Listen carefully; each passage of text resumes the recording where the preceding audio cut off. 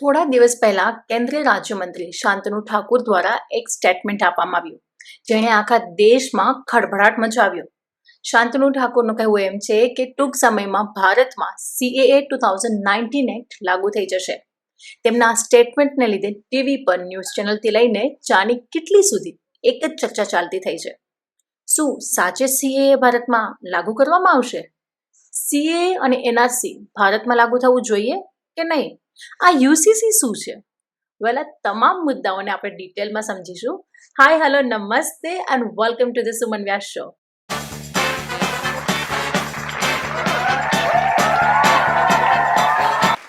આજે આપણે talk of the town topic CAA, NRC and UCC પર ડિટેલમાં વાત કરીશું. પરંતુ એ પહેલાં પ્લીઝ સબસ્ક્રાઇબ માય ચેનલ. તમારા માટે તો બિલકુલ ફ્રી છે, બટ મારા માટે ખૂબ જ ઇમ્પોર્ટન્ટ છે. Thank you. વેલ, સૌપ્રથમ તો જેમના દ્વારા આટલું મોટું સ્ટેટમેન્ટ આપવામાં આવ્યું છે એમના વિશે થોડી માહિતી મેળવી લઈએ. શાંતનુ ઠાકુર એક ભારતીય રાજનેતા છે, જેઓ 2019થી વેસ્ટ બેંગાલના બાનગાંવ લોકસભાના સભ્ય છે. લોકસભાના સદસ્ય હોવા ઉપરાંત તેઓ એક કેન્દ્રીય રાજ્યમંત્રી પણ છે. તેમણે 7 જુલાઈ 2019માં કેબિનેટમાં ફેરબદલ બાદ union minister of state, ministry of ports, shipping અને વોટરવેઝ તરીકે શપથ ગ્રહણ કરેલ છે. શાંતનુ ઠાકુર પશ્ચિમ બંગાળમાં એક જનસભાને સંબોધતા હતા ત્યારે એમણે કહ્યું કે હું ગેરંટી આપું છું કે આવનારા 7 દિવસની અંદર ભારતમાં CAA 2019 એક્ટ લાગુ થઈ જશે, અને ત્યારથી જ આ મુદ્દાએ વેગ પકડ્યો છે. ভারতবর্ষে সিএ লাগু হবে এই গ্যারান্টি আমরা আজকে এই মঞ্চ থেকে দিয়ে গেলাম। আগামী এক সপ্তাহের মধ্যে ভারতবর্ষ, পশ্চিমবঙ্গ সহ ভারতবর্ষের প্রত্যেকটা স্টেটে সিএ লাগু হবে এবং সেটা আপনারা দেখবেন। আজকে সেই গ্যারান্টি এই মঞ্চ থেকে দিয়ে যাচ্ছি। So let's understand first what is CAA and NRC. Firstly, what is CAA?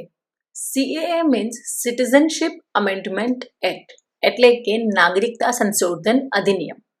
CAA act 9th December 2019ના રોજ લોકસભામાં તથા 11th ડિસેમ્બર 2019ના રોજ રાજ્યસભામાં પસાર કરવામાં આવ્યું અને 12th ડિસેમ્બર 2019ના રોજ પ્રેસિડેન્ટ રામનાથ કોવિંદ દ્વારા સાઇન કરવામાં આવ્યું હતું. સિટીઝનશિપ અમેન્ડમેન્ટ એક્ટ 2019 લાવવા પાછળનો મુખ્ય હેતુ બિનભારતી લોકોને નાગરિકતા આપવાનો હતો. ધ ક્વેશ્ચન ઇઝ 2019માં પાસ થવા છતાં હજુ સુધી આ કાયદો કેમ લાગુ નથી કરવામાં આવ્યો? ધ રીઝન ઇઝ એના વિરોધમાં ફાટી નીકળેલા આંદોલનો. એમાં પણ મુસ્લિમ મહિલાઓ દ્વારા શાહીનબાગ ખાતે કરવામાં આવેલું આંદોલન વધુ ચર્ચામાં રહ્યું હતું. કોરોના મહામારી પણ આ કાયદાને લાગુ કરવામાં થયેલા વિલંબ પાછળનું વન ઓફ ધ રીઝન છે. પણ શા માટે લોકો આનો વિરોધ કરી રહ્યા છે અને CAA લાગુ કરવાનો આઈડિયો આવ્યો ક્યાંથી? વેલ, બેઝિકલી CAA 2019 એક્ટ એ સિટીઝનશિપ એક્ટ 1955ને જ રજૂ કરે છે. ફક્ત એની અંદર થોડું મોડિફિકેશન કરવામાં આવ્યું છે. એટલે જ CAAમાં અમેન્ડમેન્ટ એટલે કે કાયદામાં સુધાર કરનાર શબ્દનો ઉપયોગ કરવામાં આવ્યો છે. આગળ આપણે ચર્ચા કરીએ પ્રમાણે સિટીઝનશિપ એક્ટ 1955 ભારતમાં પહેલેથી જ લાગુ હતો, જે બિનભારતી લોકો મતલબ કે ઇમિગ્રન્ટ્સને નાગરિકતાનો હક અપાવવા માટેનો હતો. સિટીઝનશિપ એક્ટ 1955 અંતર્ગત જે લોકો નકલી દસ્તાવેજ કે વિઝાના આધારે અથવા તો વિઝા પરમિટ પૂરી થઈ ગયા હોવા છતાં ભારતમાં રહેતા હોય એ લોકોને ઇલીગલ ઇમિગ્રન્ટ્સ કહેવાય તેવી જોગવાઈ કરવામાં આવી હતી. જ્યારે CAA 2019 એક્ટમાં ડિસેમ્બર 2014 સુધીમાં નોન મુસ્લિમ્સ માઇનોરિટીઝ એટલે કે હિન્દુ, જૈન, શીખ, બુદ્ધિસ્ટ, ક્રિશ્ચિયન, પારસી આ લોકોને પાડોશી દેશ પાકિસ્તાન, બાંગ્લાદેશ અને અફઘાનિસ્તાનમાંથી ધર્મ આધારે પ્રતાડિત થવાના કારણે ભારત આવેલા હતા એ તમામને ભારતીય નાગરિકતા મળે એ માટેની રજૂઆત કરવામાં આવી છે. આમ આ બંને કાયદા વચ્ચે માત્ર આટલો જ તફાવત છે કે સિટીઝનશિપ એક્ટ 1955માં કોઈ પણ જાતિના વ્યક્તિ પર ગેરકાનૂની રીતે ભારતમાં વસવાટ કરવા પર પાબંદી લગાવવામાં આવી હતી અને જો કોઈ આવું કરે તો એને ગેરકાનૂની ગણે અને એને જેલમાં પૂરવાની તથા સજા આપવાની જોગવાઈ કરવામાં આવી હતી. જ્યારે CAA 2019માં ફક્ત નોન મુસ્લિમ માઇનોરિટીઝ હિન્દુ, શીખ, જૈન, બૌદ્ધ, પારસી અને ખ્રિસ્તીને ભારતમાં કાયમી નાગરિકતા આપવાની વાત કરવામાં આવી છે. Now let's understand what is NRC, national register of citizenship. એ એનઆરસીનું ફૂલ ફોર્મ છે. આ એક પ્રકારનું ભારતીય નાગરિકોનું નામ ધરાવતું રજિસ્ટર છે, જેની અંદર ભારતના દરેક નાગરિક જેની પાસે ભારતીય નાગરિક હોવાના ઠોસ પુરાવા છે એ દરેકનું નામ સામેલ છે. જે લોકોનું નામ આ રજિસ્ટરમાં ના હોય એને ઇલીગલ ઇમિગ્રન્ટ્સ ગણાય તેવી આ કાયદાની અંદર જોગવાઈ કરવામાં આવી છે. આવું કરવા પાછળનું મુખ્ય કારણ બાંગ્લાદેશ દ્વારા આસામમાં કરવામાં આવતી ઘૂસપેઠ છે. 1971ના યુદ્ધ દરમિયાન બાંગ્લાદેશીઓ આસામમાં ઘૂસ્યા હતા. તેથી એનઆરસીમાં 25 માર્ચ 1971 પહેલા જે લોકો આસામના નાગરિક હતા અથવા તો જેમના પૂર્વજો આ સમય પહેલાથી જ આસામમાં નિવાસી હતા તે જ ભારતીય નાગરિક ગણાશે એવી જોગવાઈ કરવામાં આવી છે. આવું કરવા પાછળનું મેઇન કારણ છે આસામમાં ગેરકાનૂની રીતે વસવાટ કરી રહેલા બાંગ્લાદેશીઓ તેમજ મ્યાનમાર અથવા અન્ય ઘૂસણખોરોને શોધી કાઢવાનું. આસામના નાગરિકોનું એવું માનવું છે કે બાંગ્લાદેશી ઘૂસણખોરો તેમના અધિકારોનું હનન કરે છે તથા રાજ્યમાં થયેલી અપરાધી પ્રવૃત્તિઓમાં પણ એમનો હાથ છે. આમ આસામમાં બિન ભારતીય ઘૂસણખોરોને શોધી કાઢવા એનઆરસી લાગુ કરવામાં આવ્યું છે. Okay, so what is the difference between CAA and NRC? CAA અને એનઆરસી વચ્ચેનો મુખ્ય ભેદ એ છે કે CAA સમગ્ર દેશમાં લાગુ થાય છે, જ્યારે એનઆરસી સુપ્રીમ કોર્ટના નિર્ણય બાદ ફક્ત આસામ રાજ્યમાં લાગુ કરવામાં આવેલ કાયદો છે. એનઆરસીમાં ઇલીગલ ઇમિગ્રન્ટ્સ પાસેથી નાગરિકતા છીનવી લેવામાં આવશે, જ્યારે CAA અંતર્ગત વિદેશી પ્રતાડિત ઇમિગ્રન્ટ્સને નાગરિકતા આપવામાં આવશે. એનઆરસીનો ધર્મ સાથે કોઈ સીધો સંબંધ નથી, જ્યારે CAAમાં અન્ય દેશમાં પ્રતાડિત ધાર્મિક લઘુમતી ધરાવતા લોકોને નાગરિકતા આપવાની વાત છે. એનઆરસીમાં ફક્ત એ લોકોને ભારતીય નાગરિકતા આપવામાં આવશે જે 24 માર્ચ 1971 પહેલાથી ભારતના નાગરિક હતા, જ્યારે CAAમાં એ લોકોને નાગરિકતા આપવાની વાત છે જે 31 ડિસેમ્બર 2014 સુધીમાં ભારતમાં આવેલા હતા. તો પછી શા માટે લોકો દ્વારા CAA અને એનઆરસીનો વિરોધ કરવામાં આવી રહ્યો છે? વેલ, એ સમજતા પહેલા don't forget to subscribe my channel. Well, આગળ જણાવ્યા મુજબ CAAમાં માત્ર નોન મુસ્લિમ માઇનોરિટીઝને નાગરિકતા આપવામાં આવશે, જેના લીધે ઘણા લોકોને એવું માનવું છે કે આ એક્ટ દ્વારા મુસ્લિમ સમુદાયના હકનું હનન કરવામાં આવી રહ્યું છે અને માત્ર હિન્દુને પ્રધાનતા આપવામાં આવી રહી છે. તેથી ઘણા બધા લોકો દ્વારા ઘણી બધી જગ્યાએ આ કાયદાનો વિરોધ કરવામાં આવી રહ્યો છે. તો બીજી બાજુ મોટી સંખ્યામાં લોકો આની તરફેણમાં પણ આવ્યા છે. વિપક્ષ દ્વારા એવું કહેવામાં આવી રહ્યું છે કે આ કાયદો લાવવા પાછળનું main reason Hindu vote bank છે, કારણ કે માત્ર હિન્દુઓને નાગરિકતા આપવામાં આવી રહી છે.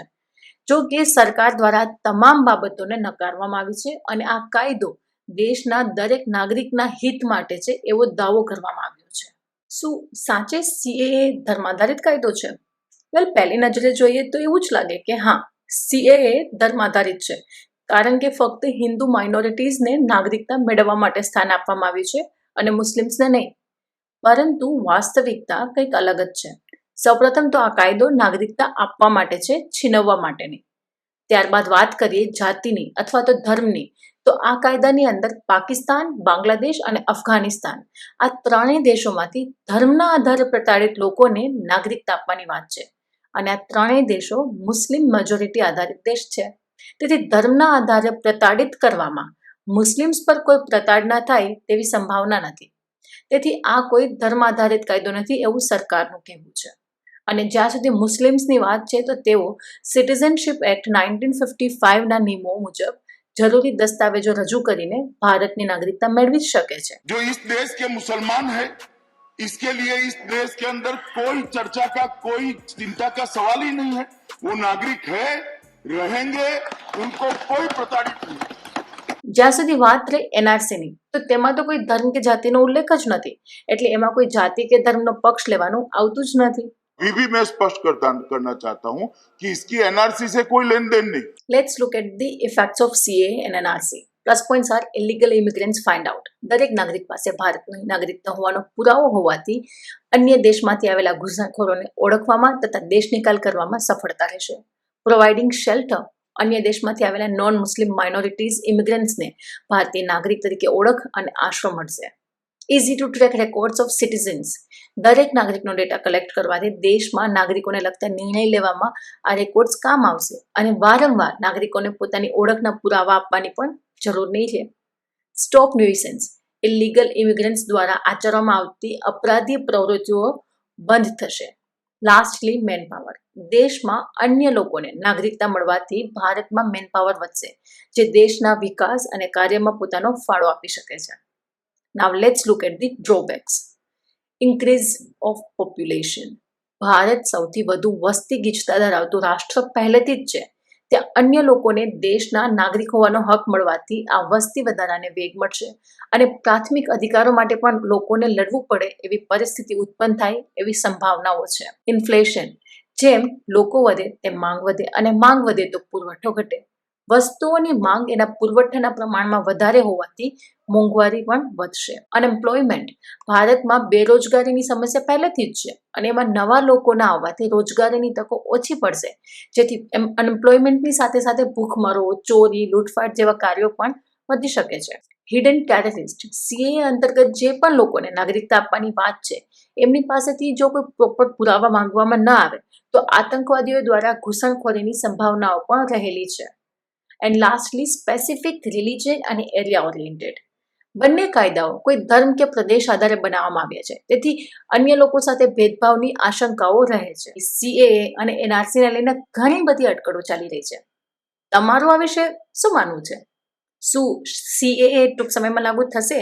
અને થાય તો તમે એની તરફેણમાં છો કે વિરુદ્ધમાં? Please let me know your valuable opinions in the comment box. અને જો તમને મારો આ વિડીયો પસંદ આવ્યો હોય તો જરૂરથી લાઈક, શેર અને સબસ્ક્રાઇબ કરજો આ ચેનલને. ફરી મળીએ એક આવા જ નવા ઇન્ફોર્મેટિવ વિડીયોમાં. ત્યાં સુધી સ્ટે સેફ, સ્ટે હેપી. જય હિન્દ.